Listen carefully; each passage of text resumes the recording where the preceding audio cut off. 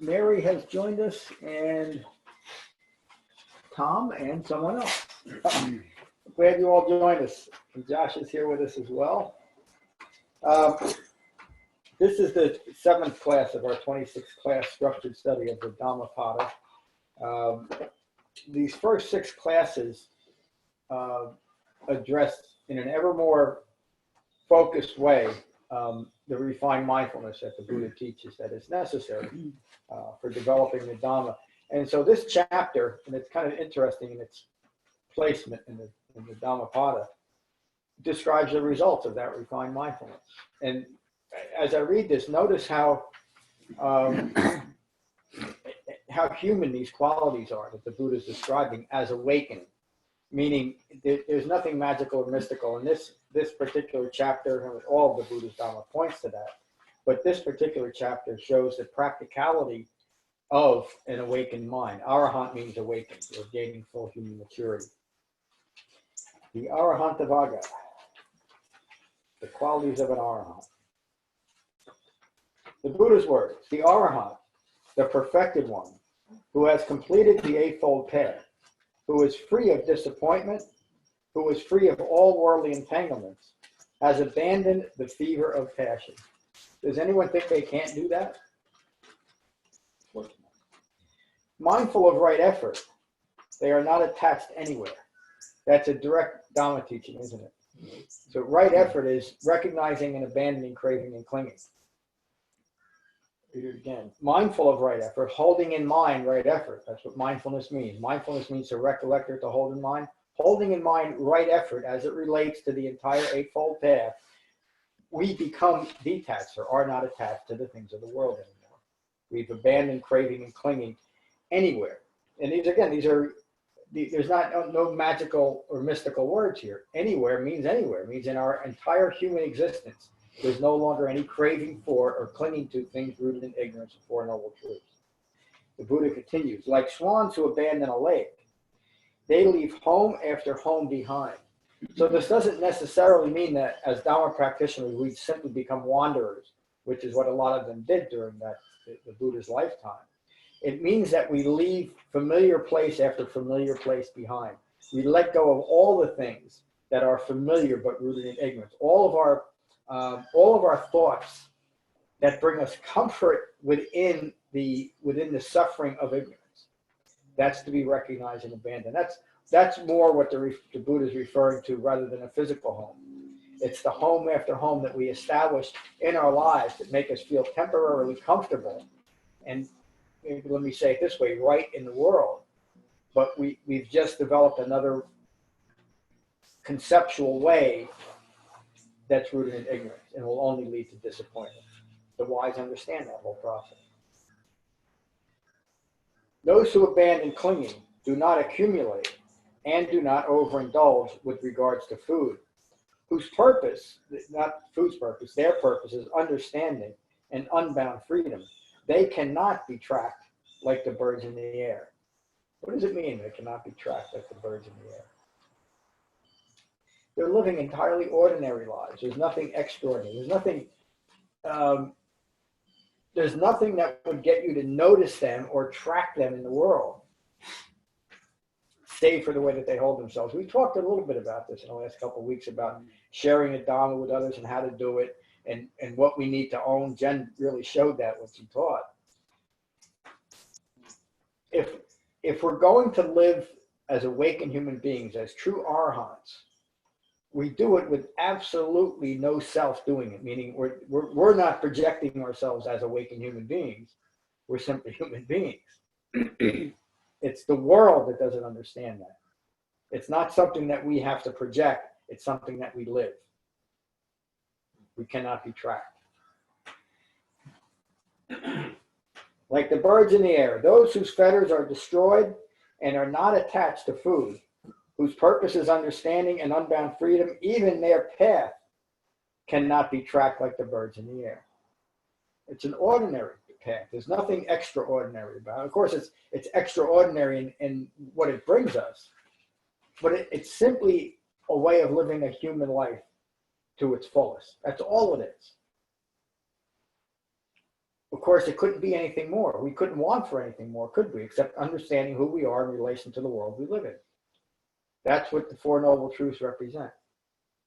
That if we crave for and cling to the things of the world, we are setting us up for constant disappointment, constant distraction, and the constant maintenance of ignorance of Four Noble Truths. It's by clinging to those the manifestations of ignorance that keeps us bound. The Buddha is saying, let go of those views, you become unbound.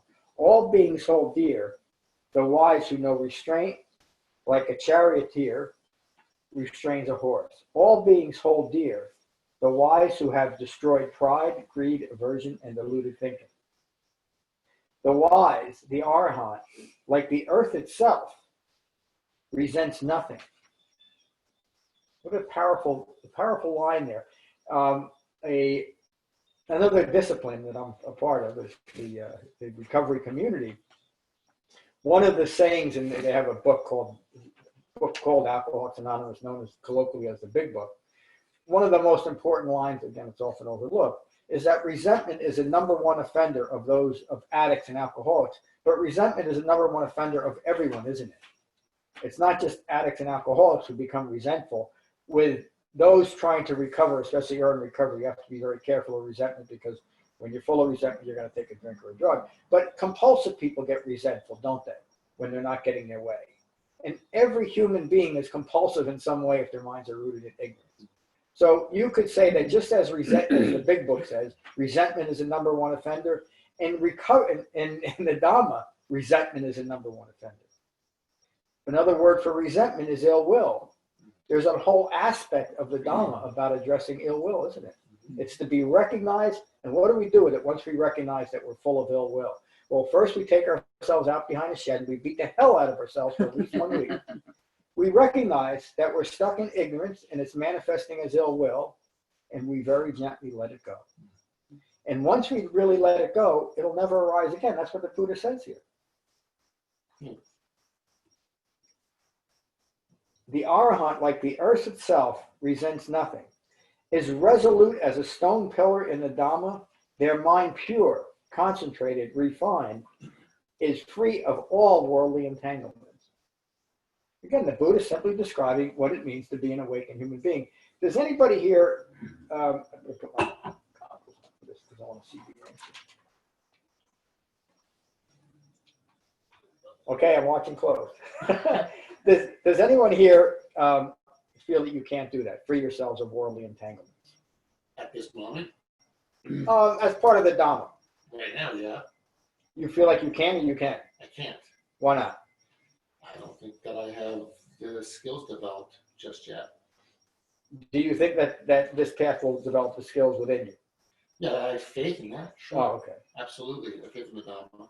But right now, at this point, these hindrances do affect me. Sure. Yeah. And that's the right view that Tim is expressing. We may not be we haven't reached the end of the path, the culmination, yet we understand from our own direct experience that it is now possible. And there's nothing, Tim, would you say that there's nothing you see that is impossible here? That's correct. It's Yes. possible. That's the third noble truth. Cessation of suffering is possible. Tim is expressing in a direct experiential way the third noble truth. It's possible. Michael. John, I think you are referring to right here, right now. To let go of the entanglements right here, right now. Yes. And that's living the Dhamma, because the Dhamma unfolds, meets us where we are. Yes. Okay, so it doesn't mean so much, I think, that everyone here has things to do, but right here, right now, we're capable of not entangling ourselves with all those things that we all have to do, and we're present right here. Yep, that's it. That's it. And so, I mean, there's an aspect of that might seem paradoxical. Excuse me. Because I'm talking about the process of awakening, which implies that that process continues into the next moment, then the next day, and the next week, and maybe the next year. For most of it, it's only going to be the next couple of minutes, by the way. So now we're out of time, aren't we? Now we're in this moment, we're talking about the next moment. And that seems to contradict the Dhamma. Of course it doesn't. It's just a realistic understanding of how the Dhamma unfolds. But it is in this moment, a mind united in its body, that Dhamma practice becomes possible. And then it becomes possible in the next moment and the next moment. As long as we maintain a well-concentrated mind and the refined mindfulness, as the Buddha is referring to here, is maintain that right effort, moment by moment by moment, and we gradually awaken. So for years, I used to belong to this school that believed in what it called sudden awakening or sudden illumination. And it was often taught that you put your time in, and at some point, this burst of awakening happens. Of course, the practice had nothing to do with dependent origination or Four Noble Truths. It's a variant of Zen Buddhism. But that's not what we're talking about. There's nothing immediate unless you're khandana, meaning there's nothing instantaneous about this. For everybody who takes to the Dhamma, it's a gradual process. Some of us, that gradual process lasts a few days. For some of us, that gradual process lasts for a couple of years. But the process is maintained in the present moment by wise restraint right here, right now. Even for Khandana, it was, that particular moment was just the culmination of years of effort. Yeah, he was studying the similar philosophies that the Buddha did during that time. And isn't that just the opposite, the sudden awakening versus what you referred to before class of until everyone's awakened, I'm not going to awake. And yeah, that Bodhisattva. And that's almost like a built-in excuse because Yeah. it can't possibly happen right now. So therefore, we will build a religion around this and make it so it's salvation. Exactly. That's so beautifully said. That unfortunately, that's what has happened. But it's also understandable that It has to be more special than the ordinary. yeah, Or none of us can do it. So therefore, we must make this Buddha a god. Yes. We must make it a special occurrence, and therefore, you can't possibly do it right here, right now. yeah, but just keep it's coming. just ordinary. Yep. It's such a hateful thing to put that in people's minds, even though most people are sincere. I'm talking about the teachers that I've known. They're sincere in what they're doing, except they've never developed what the Buddha actually taught, which is the most human philosophy ever presented, because it's about becoming human. It's not about becoming saved. It's not about becoming a god among gods. It's not about becoming anything. That's what the Buddha says, is becoming anything other than self. It's about becoming human, period. And as when we get caught up in a religious view, no matter what that religion is, we're no longer human, are we? We're grasping after a non-human goal, becoming anything other than self. And what the Buddha realizes, this is what we are. And if we try to be something other than a six-property person, we're only going to set ourselves up for constant distraction and constant disappointment. But if we allow ourselves to simply be who we are, we can do anything that we want. Again, within reason. I'm not going to play center field for the Yankees, I don't think. But actually, what I'm saying, that I can do anything I want, doesn't mean that I'll play center field for the Yankees. It means that I'll be at peace for not playing center field for the Yankees today. And if you have It means that I won't think about it either. If you have right view, Tim's view that not right now, but he's in right view and on the path. So therefore, maybe expectations are distorted, and you really are awakening throughout this process. Yes. It's not a skill that all of a sudden I'm gonna in 20 years have, and if I only have 5 more years, I'd be good. It's as long as you're in right view and understanding the Four Noble Truths, then of course you have to believe that you can awaken. Yes. Yes. And that's it. And so that's right here and right now. And all of what David just said, all that we're talking about, can only be experienced and acknowledged with a mind united in this body in the present moment. So I can think all I want about awakening tomorrow and doing 1,000 bows today so I can awaken tomorrow.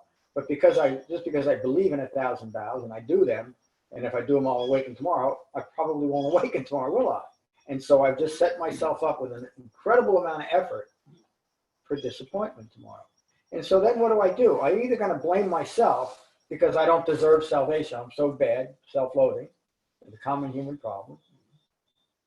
Or I go to the other extreme and I say, well, the heck with this. I don't need it.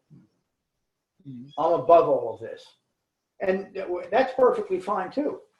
Nobody has to take to the Dhamma. Nobody has to do anything at all as a human being. Everybody's free to live their lives as they want. From an early age, I wanted to understand what the hell was going on. And when I finally came across the Buddha's Dhamma, I found out what the hell was going on. And I found out it's no big deal. I used to think that life was jumping after one big deal after another. And I also had to identify and manufacture these one big deals after another. And I never lived my life till I came to the Dhamma. And now every moment is ordinary, and it's just as it should be. Including these extraordinary times.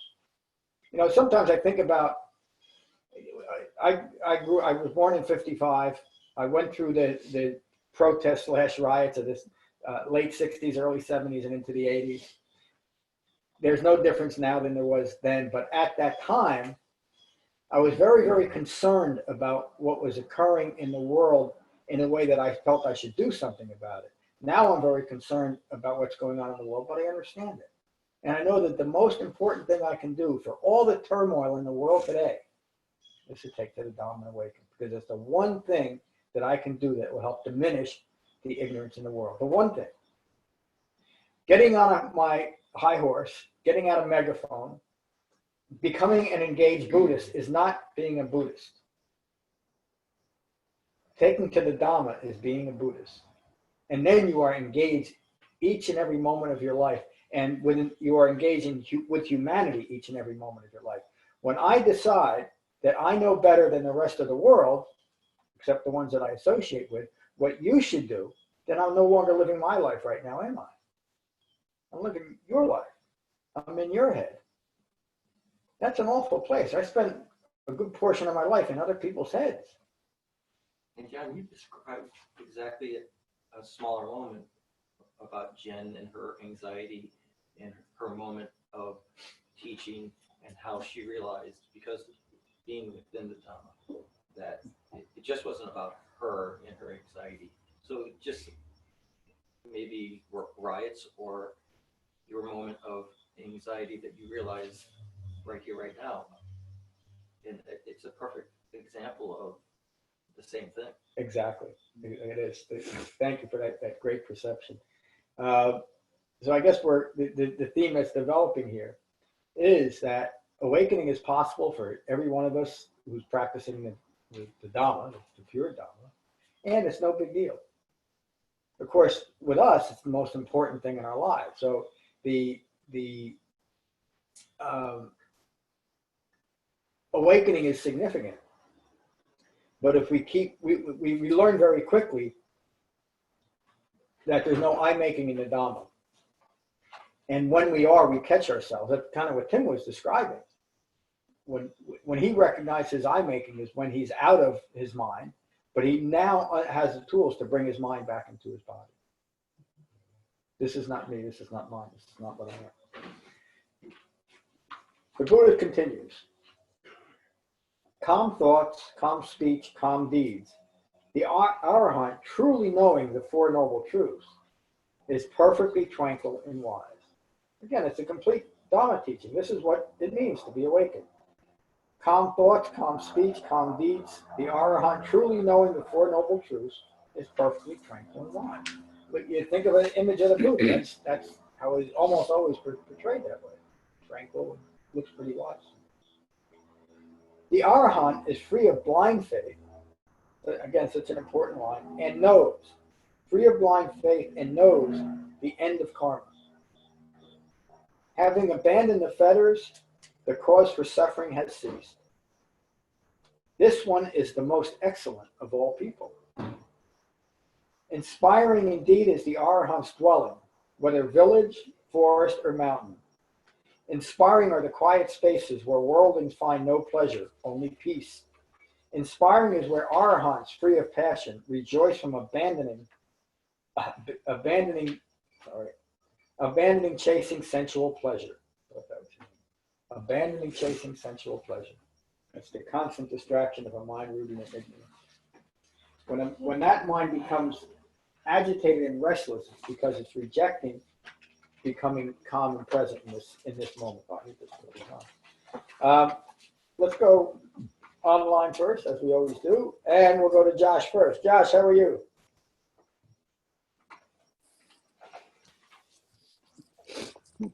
Thank you, John. Hello, everybody. I just want to echo what Tim was saying, that I'm not sure if I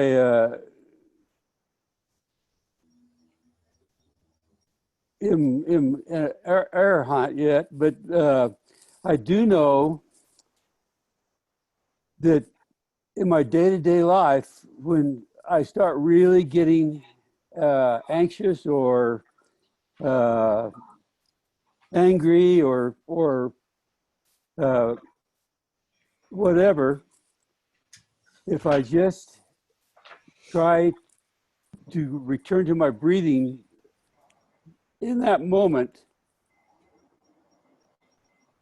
I've been a lot more comfortable in my own skin. I don't try to change anybody or correct anybody.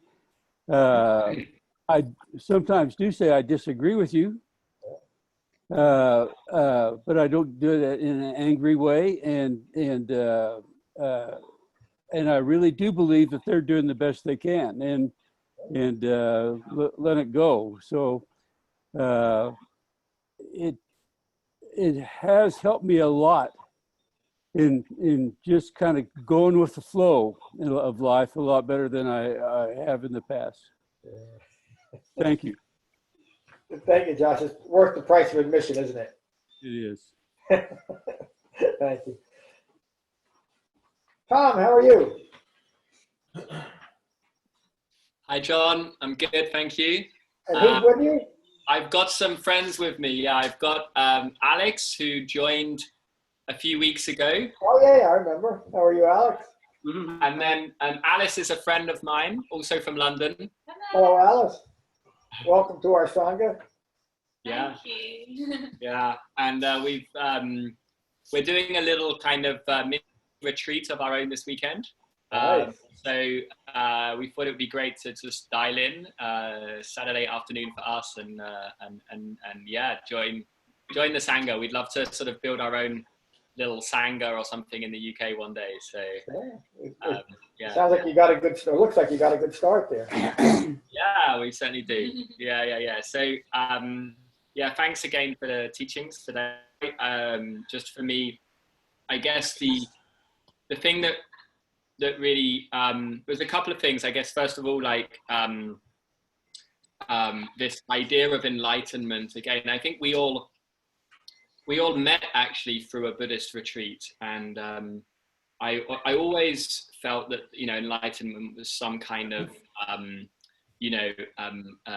mystical idea, right? Or that you'd be taken to some otherworldly place, and that always made it sound.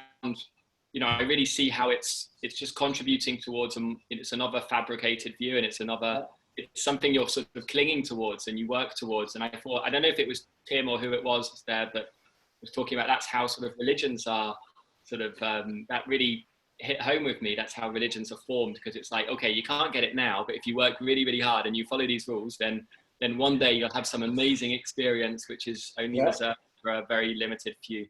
And so, that's actually what I'm really, really most grateful for about sort of joining this Sangha, is that sort of just becoming a bit more connected to the Buddha's original teachings and seeing that it's not something that has to be, it's not something that's out there, that it's quite ordinary, but it's bringing the ordinary to life and making the ordinary become extra special all of a sudden. And then we were just chatting earlier about, I was just sharing that I lived in a lot of different countries, and then it's like, oh wow, you could easily have, it's easy to give that impression, wow, you've lived a really, really interesting kind of life. But at the end of the day, if you're living it in autopilot and you're not, I mean, there's nothing more important. You could live in the most boring town in the most boring country on earth, but if you're really following the Dharma, then that even that most ordinary of you know, so-called ordinary of existences can become filled with richness and meaning. And so, yeah, that's what I'm just grateful about, having learned more about the Buddha's original teachings, and there's that opportunity to really make the ordinary more exceptional. And so anyway, that's just something that came to mind when I was listening earlier, and so thank you for that. Beautiful, Tom. Thank you. The Dhamma is just that. You know, it's a way of actually living our human life, and like you just said, and as we develop the Dhamma, each moment becomes meaningful simply because we're living it.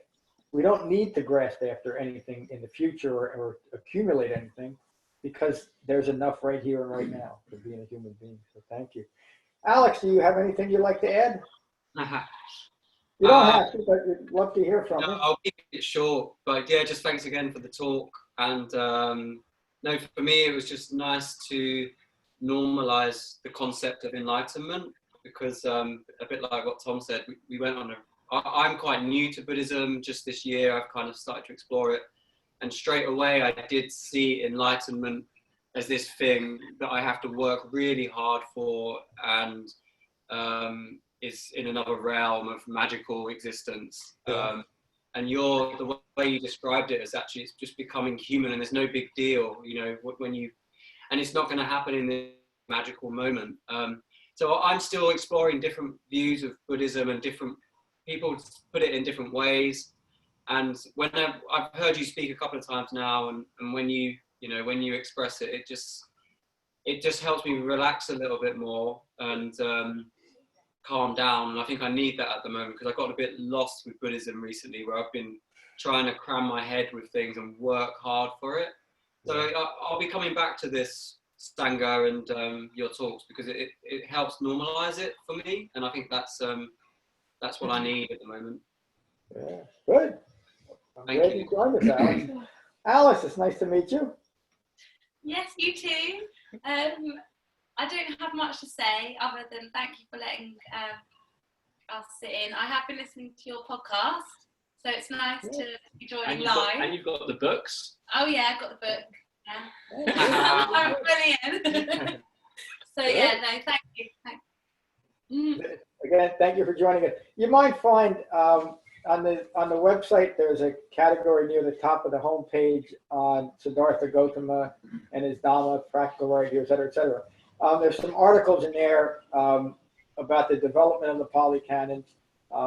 Another article called Modern Buddhism, Its Thicket of Views, and another one called Salvation Free Buddhism. They all kind of relate to what we talked about today. You might find them helpful. I'm glad you joined us this morning. Thank you. Hey, how are you?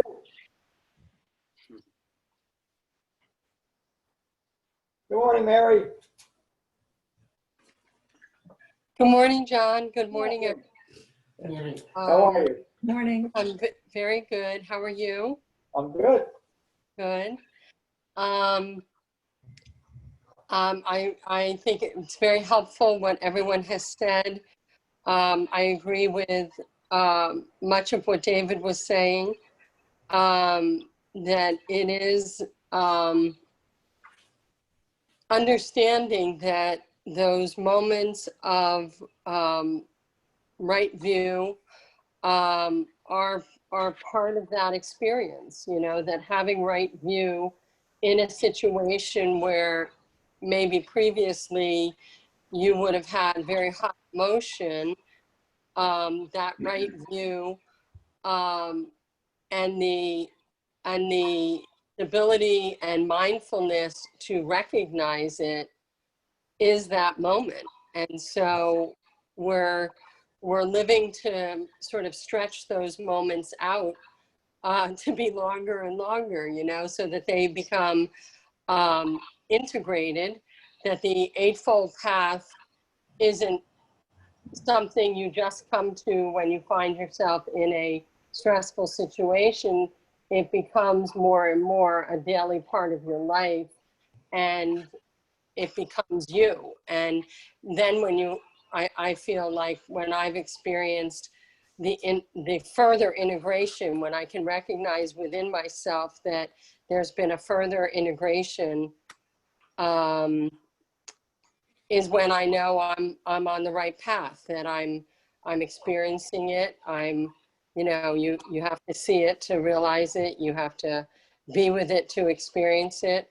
And I think you have to just give yourself credit when you do have those experiences. So, You have to acknowledge. and so thinking of it any bigger than in this moment right now, probably won't serve us well. But thinking about it in this moment right now, am I in right view? Am I on the path? Even assessment of, am I making the right effort? Am I sitting twice a day? Not in any old-fashioned way, but in a way that says, I'm bringing a rigor to my practice because this is important to me, and I want, it's almost like I want less, not more. I want less of the things that take me off the path and more of the things that are just me and myself. So thank you for this talk, John. Thank you. Thank you, Mary. Less and less is more and more in the Dhamma. Hello, David. Good morning. I'm good, thank you. I'm glad you came this morning. Jen? Hi, good morning. There you are.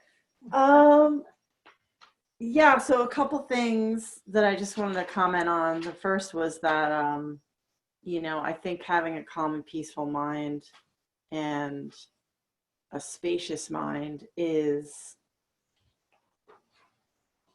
ordinary and ever present, if kind of under all the thoughts and feelings that are being constantly generated by conditioned thinking. Right. And so when, initially when you're kind of like letting go of all the thoughts and feelings, it can feel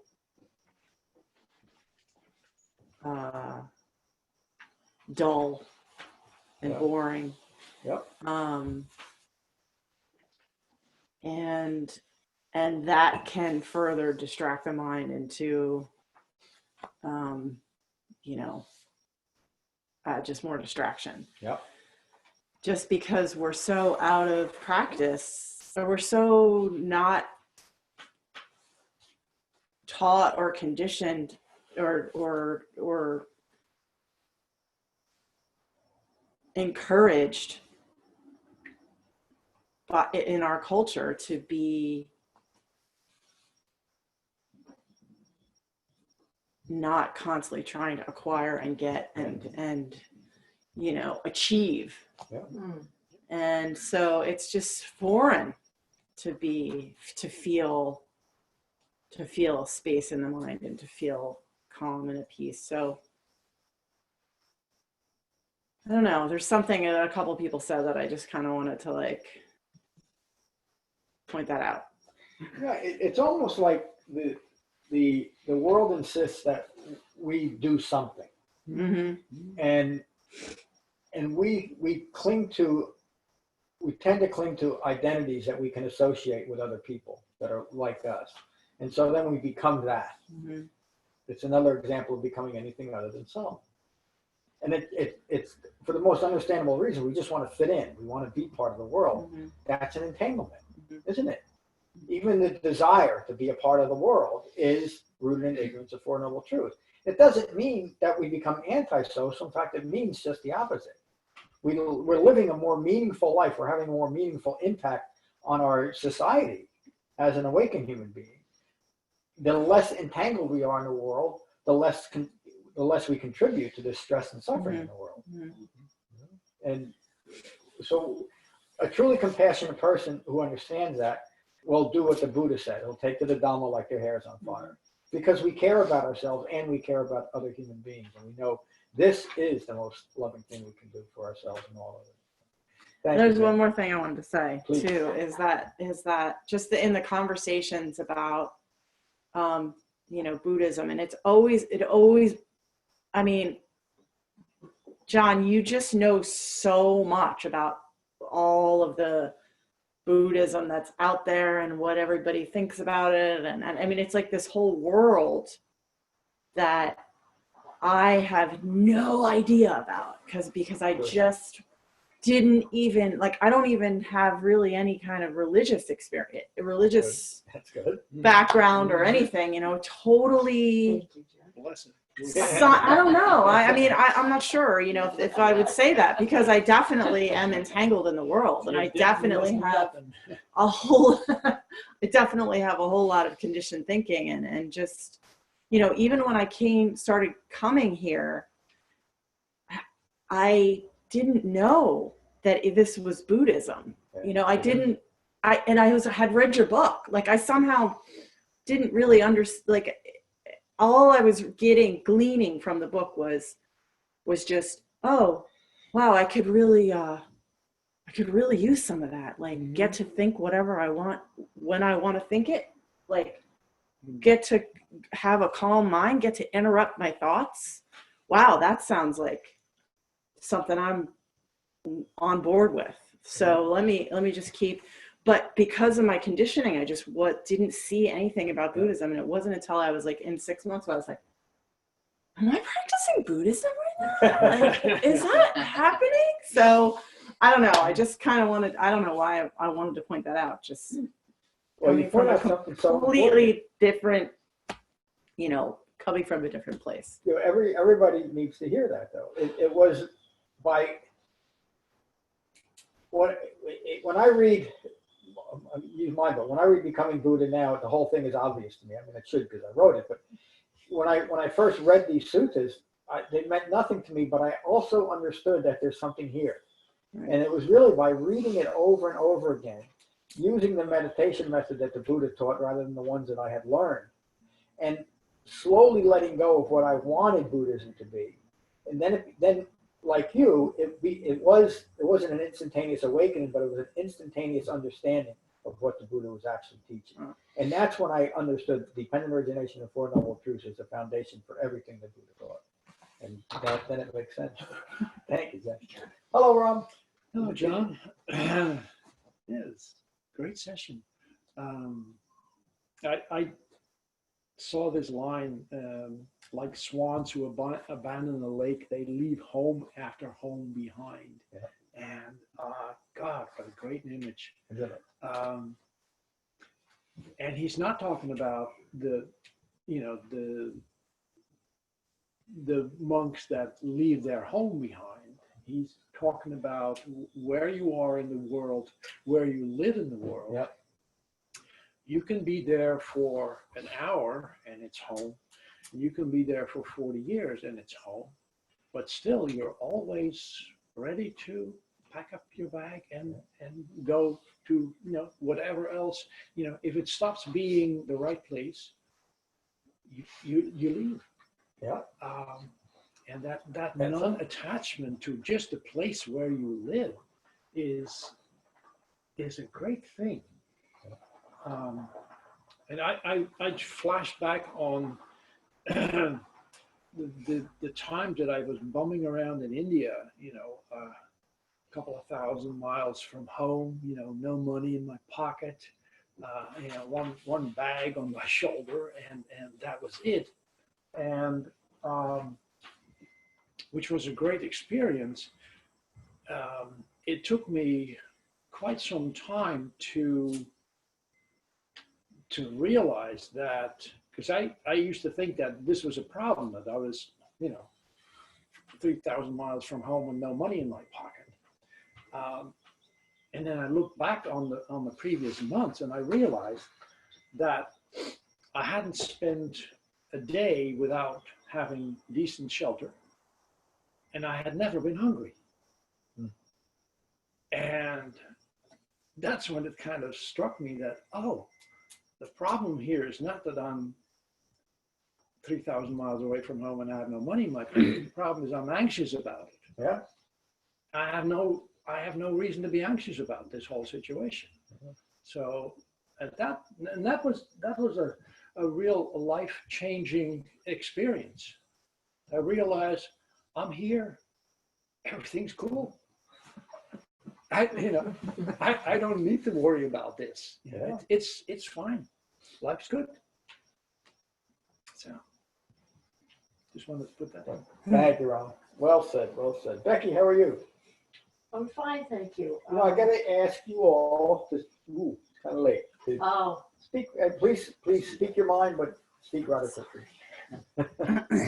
okay, there's really a lot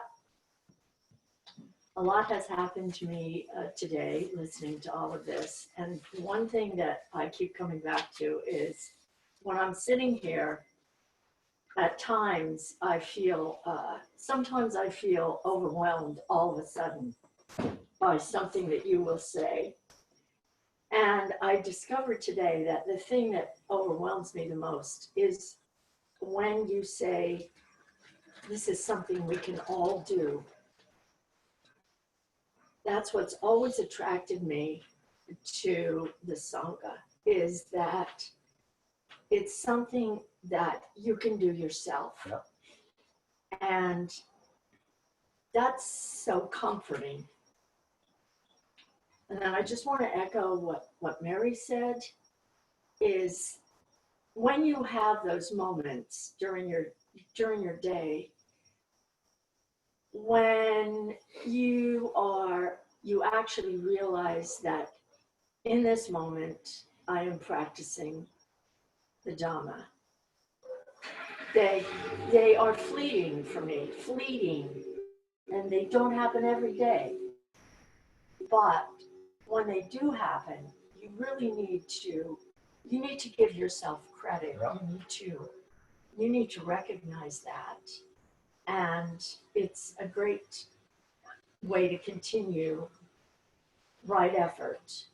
And it's also important to know that your effort is genuine right effort.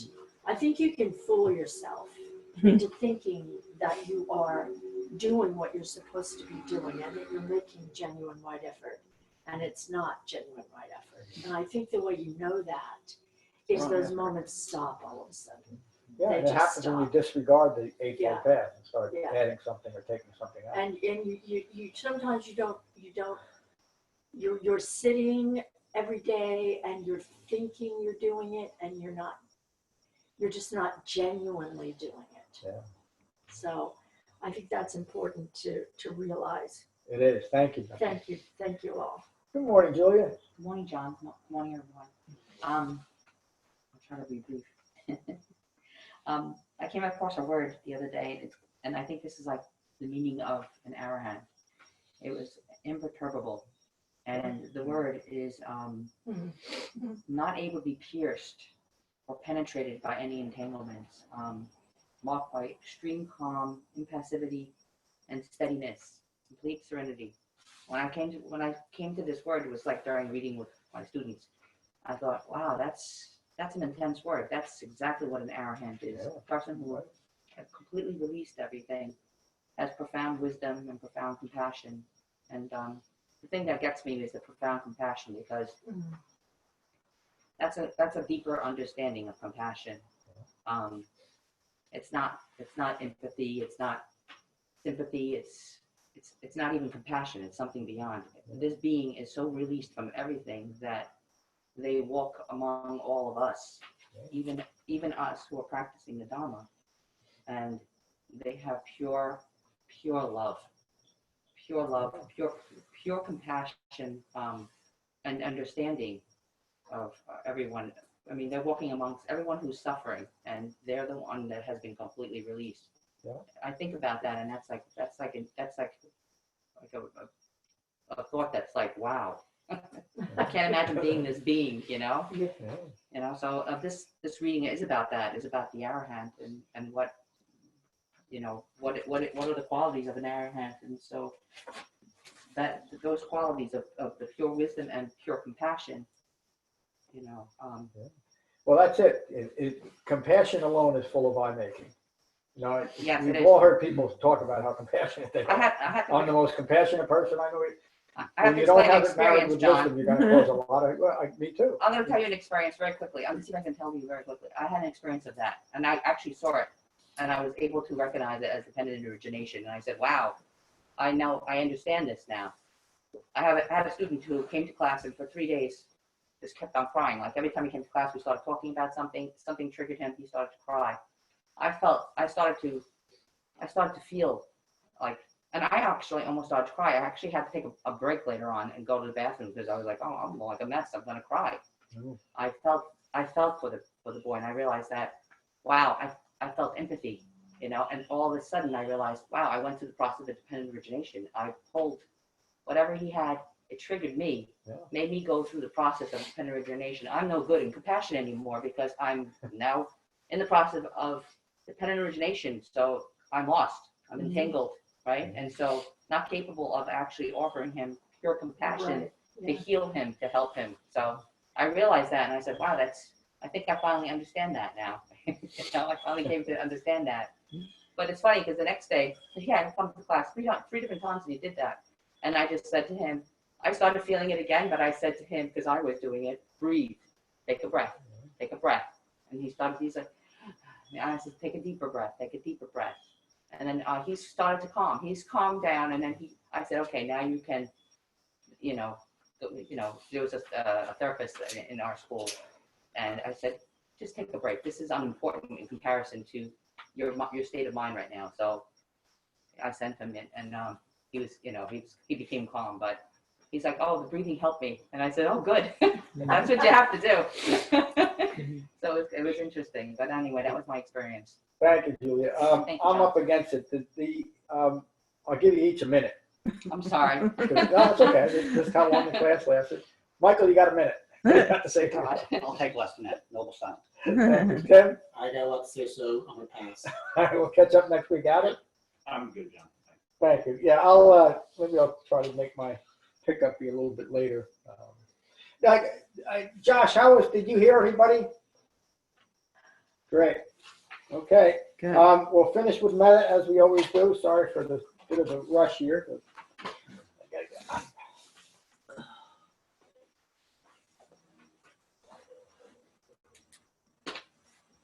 So these are the Buddha's words on Metta from the Karaniya Metta Sutta. So take a moment to become mindful of your in-breath and your out-breath. The Buddha's words. This is what should be done by one who is skilled in goodness and who knows the path of peace. Let them be able and upright, straightforward and gentle in speech, humble and not conceited, contented and easily satisfied, unburdened with duties and frugal in their ways, peaceful and calm and wise and skillful, not proud or demanding in nature. Let them not do the slightest thing that the wise would later reprove. Wishing in gladness and in safety, may all beings be at ease. Whatever living beings there may be, whether they are weak or strong, omitting none, the great or the mighty, medium, short, or small, the seen and the unseen, those living near and far away, those born and to be born, may all beings be at ease. Let none deceive another or despise any being in any state. Let none through anger or ill will wish harm upon another. Even as a mother protects with her life her child, her only child, so with a boundless heart should one cherish all living beings. Radiating kindness over the entire world, spreading upwards to the skies and downwards to the depths, outwards and unbounded, freed from hatred and ill will. Whether standing or walking, seated or lying down, free from drowsiness, one should sustain this recollection. This is said to be the sublime abiding. By not holding to fixed views, the pure-hearted one, having clarity of vision, being freed from all sense desires, is not born again into this world. Thank you all for a wonderful class this morning. Peace. John. Thank you, John. Thank you all for joining online as well. See you all soon. Thanks, John. Thank you, John. Thanks, everybody.